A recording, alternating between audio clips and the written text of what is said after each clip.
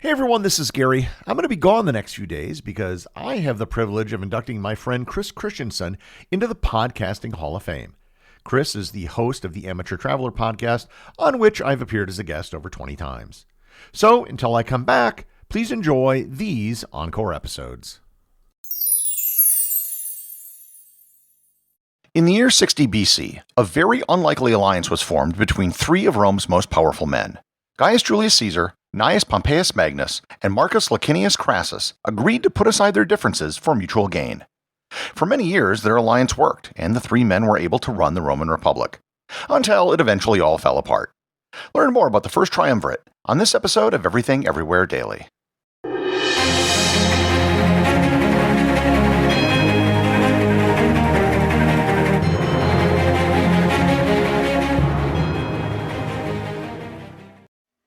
This episode is sponsored by Quince. I speak from first-hand experience when I tell you that dressing properly is the key to surviving winter.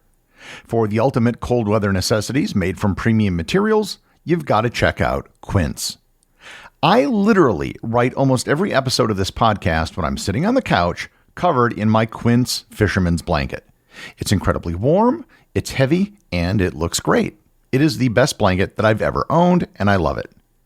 By partnering directly with top factories and cutting out the cost of the middleman, Quince passes the savings on to you.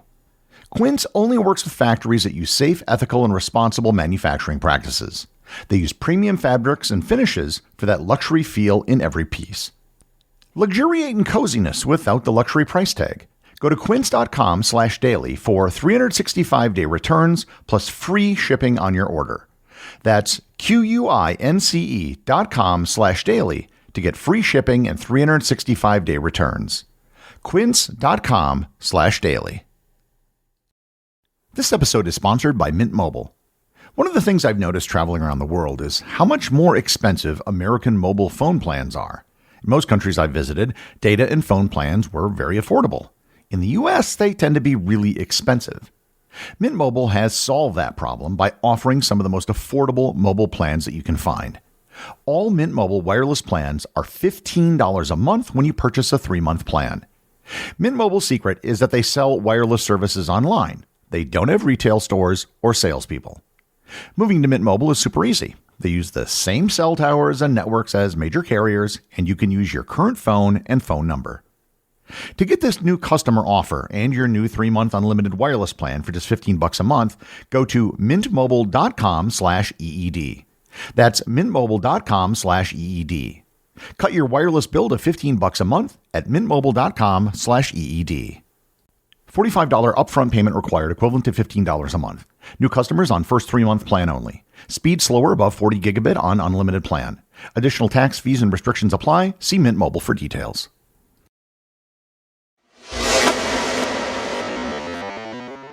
In the early 1st century BC, the Roman Republic was a mess. From 83 to 81 BC, the generals Marius and Sulla fought a civil war that devastated the Roman aristocracy. In 71 BC, a slave revolt led by the gladiator Spartacus erupted in Italy until Crassus and Pompey put it down. In 63 BC, Rome survived the Catiline conspiracy, which threatened to put a small group in control of Rome. I've touched on or have devoted entire episodes to each of those items which shaped this period of the Roman Republic. And in those episodes, I've mentioned the actors who will be central to this episode. At this point in Roman history, aristocratic Roman men of senatorial rank would constantly vie for power and prestige. There was a set of political offices, known as the cursus honorum, that you could hold, accumulating in the position of consul. These were all elected positions, and to get elected, you needed to do several things. First, you needed what was called auctoritas. Auctoritas was a Latin term that encompassed the ideas of clout, influence, and prestige. You could gain auctoritas in different ways, including being elected to lower offices and hosting games for the public. However, the best way to gain auctoritas was probably to have some sort of military accomplishment that you could point to. Some sort of military glory was important, but not absolutely necessary if you wanted to climb the cursus honorum. Second, you needed money. There were a lot of palms to grease, and campaigning cost cash. Especially as you worked your way up the ranks, you needed money to pay for food and games for the plebeians. Finally, you needed a strong network of patrons and clients. The Roman patronage system was an informal system where people with high wealth and status would serve as patrons to those who were lower in status or wealth, or perhaps just starting out. Each side of the relationship would provide services to the other. A patron might extend a loan to allow a client to run for office, and a client might support the political measures of their patron. One person's client might be someone else's patron. This system was highly informal, but everyone knew who was whose patron. Having said that, let's now look at the three men who made up the Triumvirate. The first person, and the oldest of the group, was Marcus Licinius Crassus. Crassus was rich. He was widely believed to be the richest person during the entire Republican period of Rome. He amassed his fortune engaging in real estate speculation during the dictatorship of Sulla, under whom he served as an officer. He supposedly created the first fire brigade in Rome. He employed over 500 men who would rush to buildings that were on fire. When they arrived, they would do nothing, and Crassus would offer to buy the burning building for a pittance. If the owner agreed to sell, Crassus's firemen would put out the fire, and if they didn't agree to sell, they would let it burn to the ground. While Crassus was rich, he didn't have much to show in the way of military accomplishments. When the Spartacus slave revolt erupted, Crassus made sure that he was appointed as the commander to crush the revolt. While it did probably boost his auctoritas, it was sort of a no-win situation. If he put down a slave revolt, no one would be really impressed beating a bunch of slaves. If he lost, he would be the guy who lost to an army of slaves. In the year 70 BC, Crassus won election as consul, and his co-consul for the year was his main rival, Pompeius Magnus. Gnaeus Pompeius Magnus came to govern with Crassus via a very different path. Whereas Crassus had money, Pompey had earned his position via military victories. He was appointed general at a very young age, serving under Sulla during the Civil War. He went to Sicily and North Africa, where he put down resistance to Sulla and also easily defeated the king of Numidia in battle. Sulla was so impressed that he gave him the cognomen Magnus, which means the Great in Latin. During the Spartacus revolt, the Senate sent Pompey to help Crassus, which angered Crassus to no end because he didn't want to share the glory. It was Pompey who was sent to crush piracy in the Mediterranean, which he did with ruthless efficiency. When Rome was having issues with King Mithridates of Pontus, they sent Pompey to fix the problem, which he did, growing the empire and also establishing Armenia as a client kingdom of Rome. Despite all his military success, Pompey was still considered an outsider by the Optimates in the Senate. The Optimates were the established senators from ancient families.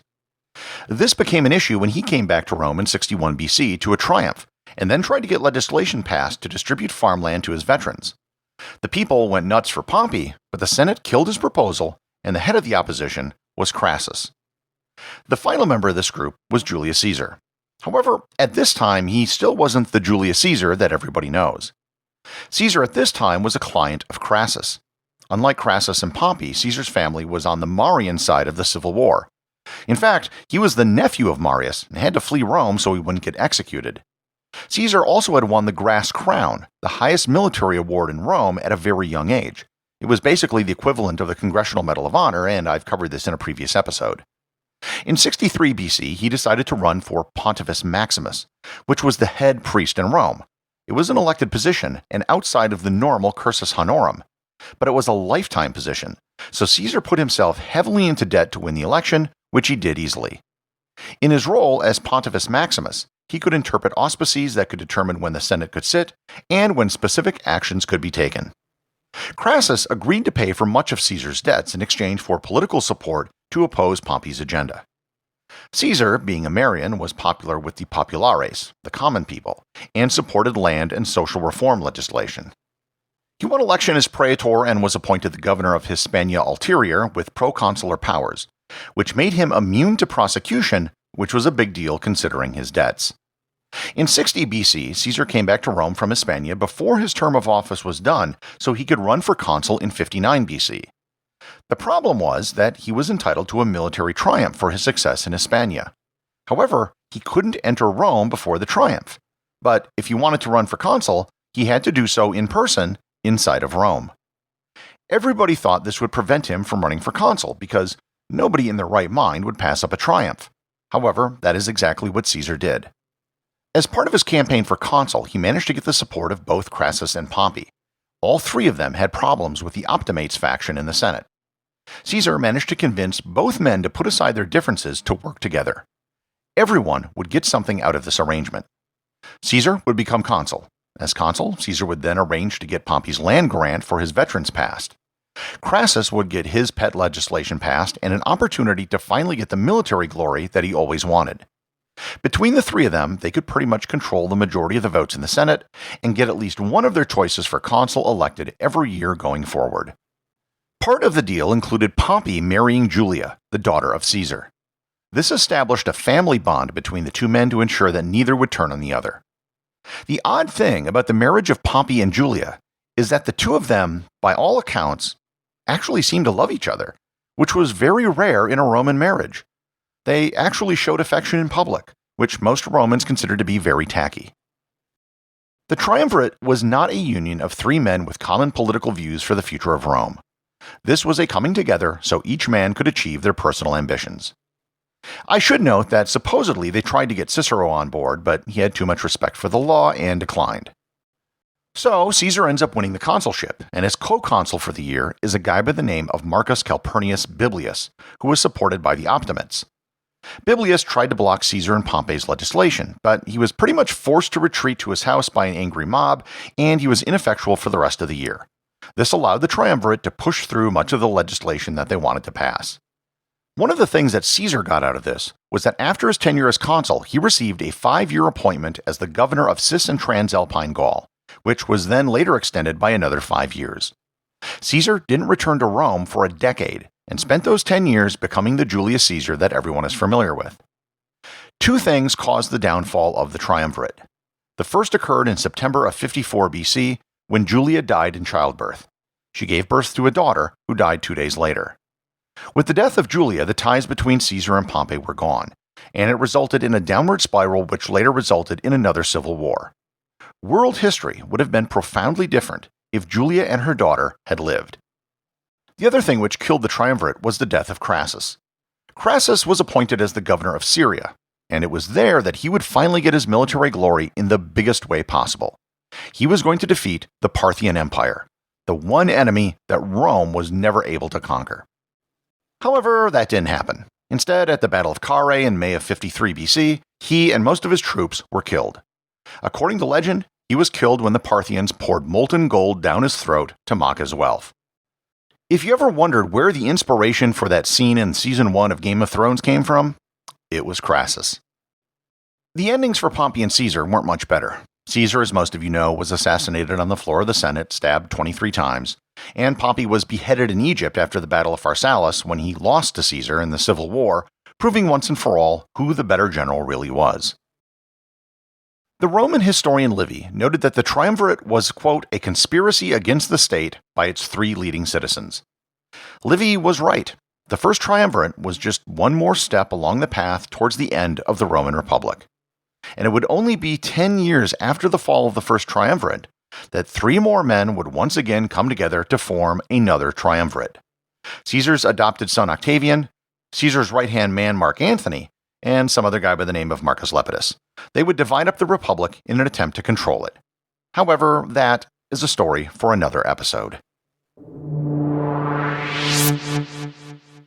The executive producer of Everything Everywhere Daily is Charles Daniel. The associate producers are Benji Long and Cameron Kieffer. I want to give a big shout out to everyone who supports the show over on Patreon, including the show's producers.